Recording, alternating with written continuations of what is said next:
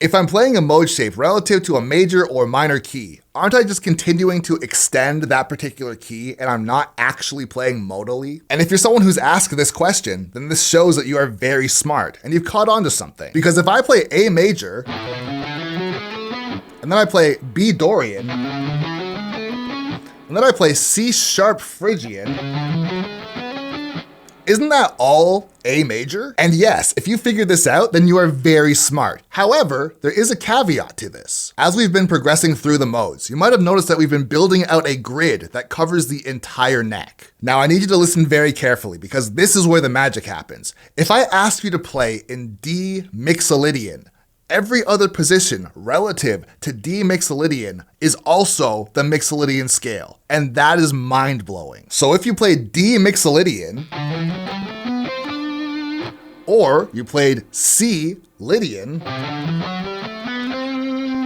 those are both the mixolydian scale. And so if you're watching this and you feel like this is absolutely super confusing and mind-blowing, it's because it is. Because what I just said can be very difficult to wrap your brain around if you don't understand that there's one piece still missing to make something mixolydian, Lydian, major, or minor. And for the more experienced players out there, you already know what I'm going to say. And that one piece of the puzzle that is missing is the chord progression. The context that gives our chords an identity. What do we hear as the root chord or the home chord? Because in popular music, you only really hear two modes, those being the Ionian mode and the Aeolian mode, also known as the major and minor scale. And so we've become very conditioned to recognize major and minor keys, whereas the rest of the modes don't really get used, at least not in popular music. But if you were to go and look up a song that's in a Locrian key, that 100% does exist. But you're never gonna hear that in modern music. And just as proof of concept, a song that resolved, very important word here, resolved to this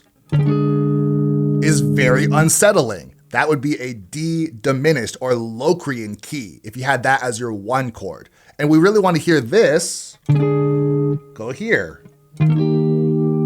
It naturally feels much more pleasant to the ear. And that's why you don't hear a lot of modal music on the radio or just in general. And yes, that was a very long explanation, I understand, but I also want to clean that up because I had a lot of questions coming through about, isn't this still major or isn't this still minor? And in the context of how we are learning the framework, which is super important before we get too crazy with the artistic side of the modes themselves, yes, we are still staying in major and minor keys to keep it simple. This is something that I wish my college professor did for me when I was in school because this is one of the most confusing things I ever had to learn. And I really had to sit down myself and make it make sense.